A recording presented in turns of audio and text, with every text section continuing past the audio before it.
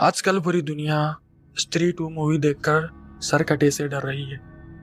लेकिन हैदराबाद के लोग उस मूवी को देखकर डरते नहीं, बल्कि याद करते हैं 1980 और 90 का वो दौर जब हैदराबाद की सड़कों पर कर्फ्यू पुलिस ने नहीं बल्कि एक बिना सर वाले साये ने लगाया था। लोग इसे मुंडी कट्टा कहते थे। एक ऐसा साया जिसका जिस्म ताकतवर था लेकिन गर्दन के ऊपर सिर्फ हवा थी। इस खौफ की सबसे डरावनी मिसाल है पान के डब्बे वाली घटना। रात के 11 बज रहे थे। मंगलहाट की सुनसान सड़क पर एक पुरानी पान की दुकान खुली।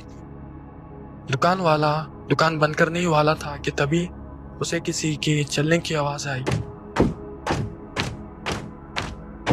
अंधेरे से एक लंबा चौड़ा आदमी निकला। उसने लंबा काला कोट पहना हुआ था। वो दुकान के पास आया और एक भारी आवाज में बोला, एक मीठा पान लगाओ। दुकान वाले ने सोचा कि कोई रईस या पहलवान होगा। उसने डर के मारे जल्दी से पान बनाया। उसने गर्दन झुकाकर पान आगे बढ़ाया, लेकिन जैसे ही उसने पैसे लेने के लिए अपनी नजर ऊपर उठाई, उसके हाथ से पान छूट गया। उसके सामने जो कोट पहना आदमी खड़ा था, उसकी गर्दन के ऊपर सर ही नहीं था।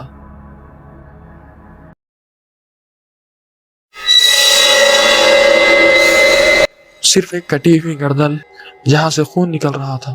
बड़े बुजुर्ग कहते हैं कि मुंडी कट्टे की कटी हुई गर्दन को जो भी देख लेता था वो वहीं ढेर हो जाता था। अगले दिन सुबह वो दुकान वाला मरा हुआ पाया गया। आंखें फटी हुई थी, चेहरे पर खौफ था, लेकिन जिस्म पर चोट का एक निशान भी नहीं था। लेकिन सवाल ये है कि आखिर ये मुंडी कट्टा था कौन? हैदराबाद के बुजुर्ग इसके पीछे 3 अलग अलग कहानियां बताते हैं और तीनों ही दिल दहला देने वाली है। पहली कहानी जुड़ी है हिर्रा मंजिल की पहाड़ी से। कहा जाता है वहां एक नवाब था जो अपनी बेटी की शादी के लिए कर्ज में डूबा हुआ था। जिस दिन बेटी की डोली उठनी थी उसी दिन सूदखोरों ने उसका सर खत्म कर दिया। लोग कहते हैं वो आज अपनी बेटी की शादी का इंतजाम करने के लिए भटक रहा है, लेकिन वो रोता नहीं, वो बिना मुंह के हंसता है। दूसरी कहानी जो सबसे ज्यादा मानी जाती है वो है मंगलहाट के पहलवान की। कहा जाता है कि 80s में एक नामचीन पहलवान था जिसे दुश्मन सामने से नहीं हरा सकते थे। एक रात दुश्मनों ने उसे धोखे से घेर लिया और पीछे से वार करके उसका सर धड़ से अलग कर दिया। और सबसे बड़ी बेहुरमती ये थी कि वो उसका सर चुराकर अपने साथ ले गए। इसीलिए वो पहलवान आज भी वही शेरवानी पहनकर अपने चोरी हुए सर को ढूंढता है। और क्योंकि उसे जिंदा रहते वक्त पान पसंद था और वो अक्सर पान की दुकान पर दिखता है। और तीसरी कहानी आती है गोलकुंडा किले से। कहा जाता है ये कुतुब शाही दौर का एक सिपाही था। कुछ लोग कहते हैं वो गद्दार था जिसे सजा मिली, और कुछ कहते हैं वो वफादार था जो खजाने की हिफाजत करते हुए मारा गया। आज भी किले के गार्ड्स कहते हैं कि रात को वहां एक बिना सर वाला साया पहरा देता है। चाहे वो कोई भी हो, उसका खौफ पूरे हैदराबाद में था।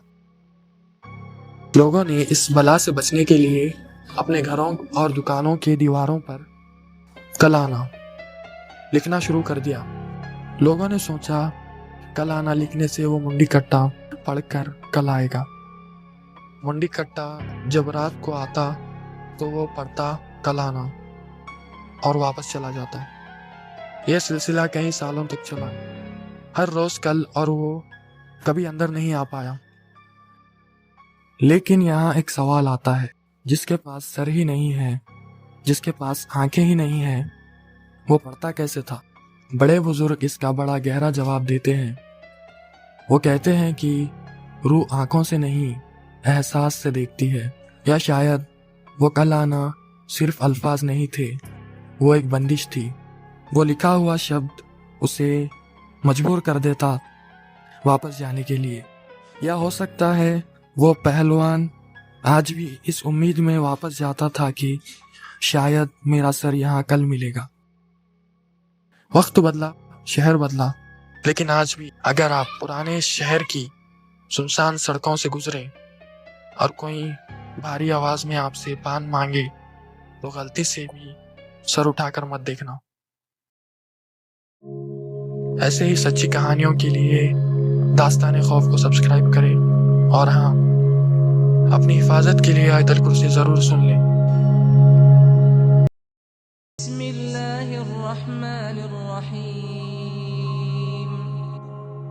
अल्लाहु ला इलाहा इल्ला हुवल हय्युल क़य्यूम ला तअख़ुदुहु सिनतुन वला नौम लहु मा फिस समावाति व मा फिल अर्द मन ज़ल्लज़ी यशफ़अु इन्दहु इल्ला बिइज़निहि यअलमु मा बैन अयदीहिम व मा खल्फ़हुम ولا يحيطون بشيء من علمه إلا بما شاء وسع كرسيه السماوات والأرض ولا يؤوده حفظهما وهو العلي العظيم